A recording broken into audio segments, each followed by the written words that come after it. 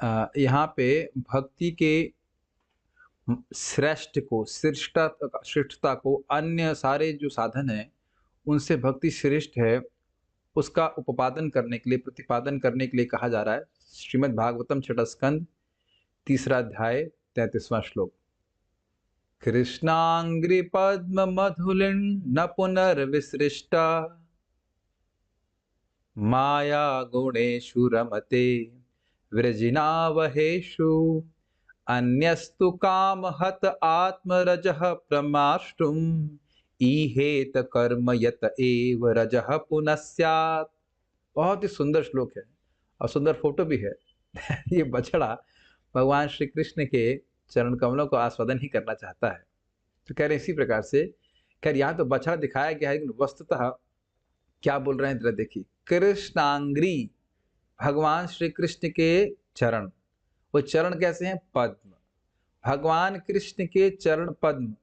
मधुलिंग, मधुलिंग मतलब होता है जो उस चरण कमल से निकलने वाला जो मधु है, जो आस्वादनीय वस्तु है भगवान कृष्ण के चरण कमल से, उसको जो चखते हैं। तो देखिए अब यहाँ जब कमल की बात हो रही तो वस्तु बछड़ा नहीं होगा, लेकिन अब भगवान के चरण कमल दिखाना पड़ेंगे, तो ऐसे दिखाया गया है।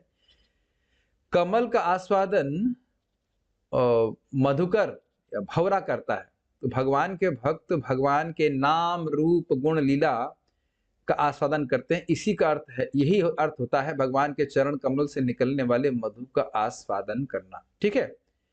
फिर कह रहे हैं न पुनः रमते, दिख रहा है रमते, न पुनः रमते, दोबारा नहीं रमण करते हैं। किसमें रमण नहीं करते हैं? तो कहते हैं विसृष्ट, जिसको विशेषण त्याग दिया, बिल्कुल त्याग दिया जिसको उन्होंने, उसमें रमण नहीं करते। क्या त्याग दिया है? कहते हैं माया गुणेशु, जो माया के गुणों के द्वारा, सतोगुण रजोगुण तमोगुण के द्वारा सज्जित भोग हैं और अन्य पदार्थ आदि, उनको तो पहले ही त्याग देते हैं। तो प्रश्न बनेगा भाई उन्हें क्यों त्याग देते हैं?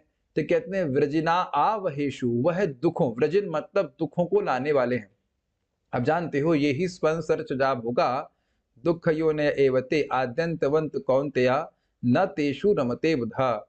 जो भगवान से इतर भोग हैं, अर्थात छूने के, देखने के, सूंघने के और सब जितने भी भोग हैं, वह भोग तो केवल दुख की योनि है, और जो उनसे तथाकथित सुख मिलता है उनका शुरुआत और अंत हो जाती है। तो ऐसे भोगों में न रमते, न तेषु रमते बुधा, जो बुद्धिमान जन है, जो भक्त हैं, योगी हैं, वो उसमें रमण नहीं करते, उसमें प्रवेश नहीं करते। इसीलिए कह रहे हैं न पुनः रमते, वो उसमें नहीं जाते। अर्थात हो सकता है कि भक्ति में आने से पहले वह उसमें लगे, और संभावना यही है, भक्ति में आने से पहले तो व्यक्ति भोगों में पड़ा रहता है, लेकिन एक बार भगवान श्री कृष्ण की भक्ति का सुख मिल जाने पर दोबारा उसमें वो रमण नहीं करता। रमण का मतलब बिल्कुल प्रवेश नहीं करता।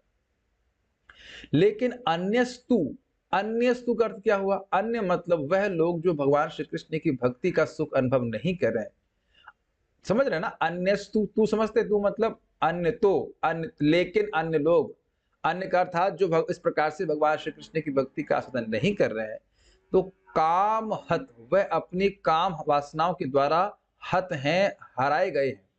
बहुत अच्छी बात है, एकदम प्रभुपाद का अनुवाद करते हैं, भ्रमित हैं, मोहित हैं काम के द्वारा। और आत्मरजः, जो उनके हृदय का पापमय दोष है, उससे वो प्रभावित रहते हैं। तो उसको प्रामार्ष्टुम बढ़िया से सफाई करने के लिए इहेत कर्म, वह करते हैं। इहेत का अर्थ होता है करते हैं, और कर्म का मतलब होता है प्रायश्चित भले कर दें।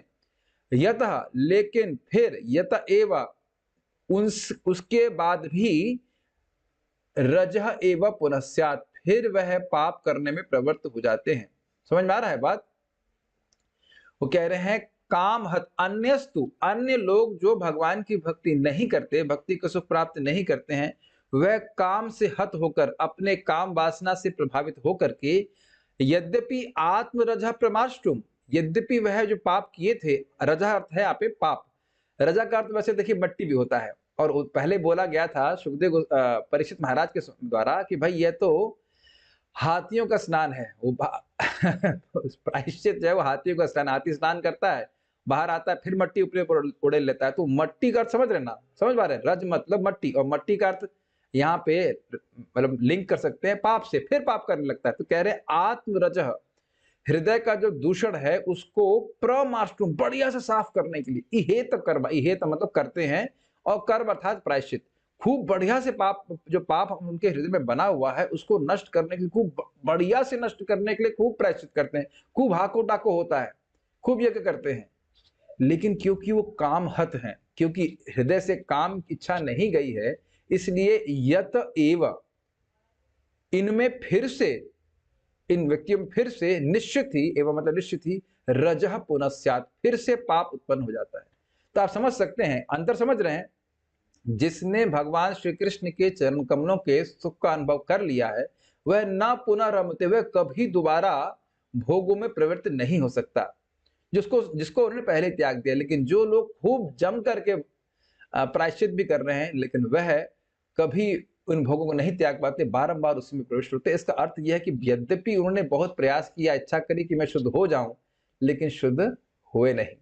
बहुत अच्छी बात है। प्रभुपाद यहाँ पे तात्पर्य में इसकी बहुत सुंदर बात कहते हैं, कहते यद्यपि हो सकता है कि भक्त कभी अपराध से युक्त होकर जप करे और कभी वह निरपराधिक रूप से जप करे, बड़ा प्रेरणादायक बात है।